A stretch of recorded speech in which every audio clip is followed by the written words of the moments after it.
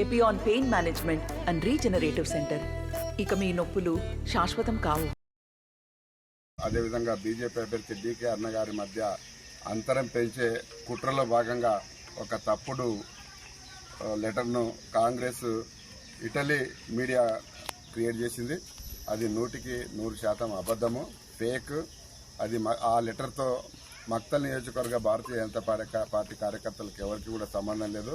వాళ్ళు ఎన్ని కుయుక్తులు పనినా, ఎన్ని కుట్రలు పనినా, ఎంత నీచ స్థాయికి దిగజారినా మక్తల్ నియోజకవర్గంలో భారతీయ జనతా పార్టీకి, భారతీయ జనతా పార్టీ అభ్యర్థికి, భారతీయ జనతా పార్టీ కార్యకర్తలకు మధ్య ఉన్న అనుబంధాన్ని వాళ్ళు తుంచలేరు, వాళ్ళు తక్కువ చేయలేరు. ఇంకా రెట్టింపు ఉత్సవంతో ఆ ఫేక్ వార్త చూసిన తర్వాత ఇంకా రెట్టింపు ఉత్సవంతో మేము పనిచేస్తున్నాం.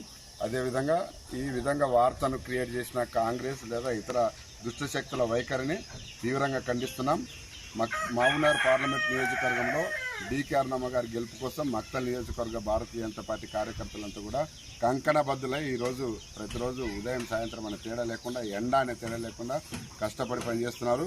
డీకే అరుణమ్మ గారిని గెలిపించుకోవడం ఎంత అవసరమో మక్తల్ నియోజకవర్గంలో భారీ మెజార్టీని తీసుకురావడం కూడా అంతే అవసరమన్న కృషితో మక్తల్ నియోజకవర్గంలో భారతీయ జనతా పార్టీ కార్యకర్తలు, నాయకులు కష్టపడి పనిచేస్తున్నాం. నియోజకవర్గాన్ని గతంలో బీఆర్ఎస్ కి సంబంధించిన హరీష్ రావు దత్తత తీసుకుంటా అన్నాడు. ఈరోజు కొత్తగా మరొక కొత్త బిచ్చగాడు వంశీచంద్ర రెడ్డి ఉట్కూరు మండలాన్ని దత్తత తీసుకుంటాడట. అరే దరిద్రులారా, దత్తత ఎవరిని తీసుకుంటారు? ఆ ఇంటికి దిక్కు దివానం లేకపోతే మరొక వ్యక్తిని దత్తత తీసుకుంటారు.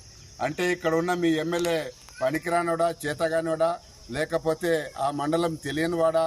మరి ఏ విధంగా నువ్వు దత్తత తీసుకుంటున్నావు అన్న విషయాన్ని తెలియజేయాలి. గతంలో హరీష్ రావు కూడా ఇక్కడ ఎమ్మెల్యే ఆ పార్టీకి సంబంధించిన ఉన్న వ్యక్తి ఉన్నప్పుడు కూడా మక్తల్ నియోజకవర్గాన్ని దత్తత తీసుకుంటానని చెప్పారు. మరి దత్తత తీసుకున్న ఆ మంత్రి ఈ మక్తల్ నియోజకవర్గానికి ఏం పీకేశాడు? ఇప్పుడు చేతిలో ఏ పదవి లేని ఈ వంశీచంద్రరెడ్డి ఉట్కూరు మండలాన్ని దత్తత తీసుకుని ఏం పీకేస్తాడని చెప్పి భారతీయ జనతా పార్టీ ప్రశ్నిస్తున్నది.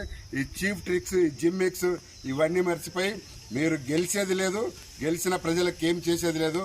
కాబట్టి ప్రజలను మభ్యపెట్టడానికి తప్పుడు ప్రకటనలు, తప్పుడు ఆలోచనలు, తప్పుడు స్టేట్మెంట్స్ ఇవ్వడం వల్ల మీకు మరింత నష్టం జరుగుతుంది తప్ప లాభం జరగదు.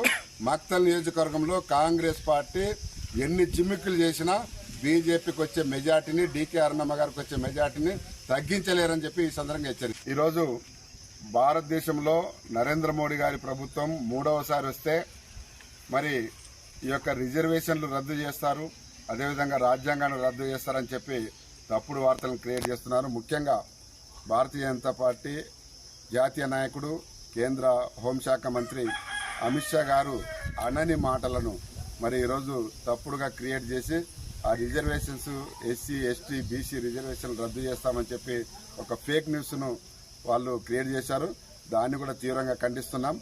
వాస్తవంగా అంటే రాజ్యాంగానికి వ్యతిరేకంగా ఉన్న మైనార్టీ రిజర్వేషన్లను రద్దు చేసి వాటిని ఎస్సీ, బీసీ, ఓబీసీలకు కేటాయిస్తామని చెప్పి అమిత్ షా గారు చెప్తే దాన్ని ఆ విధంగా తప్పుడు క్రియేట్ చేశారు. మరి ఓటుకు నోటులో దొంగగా, మరి అదేవిధంగా కేసులో ఇరుక్కొని బెయిల్ మీద ఉన్న ముఖ్యమంత్రి కూడా ఈ వార్తను వైరల్ చేయడం అన్నది నీచమైన వ్యవహారం అని చెప్పి తీవ్రంగా ఖండిస్తున్నాం. వెంబడే తెలంగాణ ముఖ్యమంత్రి రేవంత్ రెడ్డి గారిని అరెస్ట్ చేయాలి ఈ తప్పుడు వార్తను క్రియేట్ చేయడంలో. మరి ఇటువంటి నీచ స్థాయికి దిగజారొద్దని చెప్పి ముఖ్యమంత్రి గారిని మరొకసారి కాంగ్రెస్ పార్టీని తీవ్రంగా హెచ్చరిస్తున్నాం. నమస్తే అండి. ఇది వ్యాపారం గురించి కాదు, ఓటు గురించి. ఎన్నికల్లో ఓటు వేయడం మన హక్కు మాత్రమే కాదు, కర్తవ్యం. ఎంతో మంది మహా నేతలు శ్రమించి ప్రాణత్యాగం చేసి ఈ అవకాశాన్ని మనకిప్పించారు. అందరూ ఓటు వేద్దాం. ఎందుకంటే ఓటు హక్కు ఊరికే రాదు. నా ఓటు ఎవరికో తెలుసా? అది సీక్రెట్ అండి.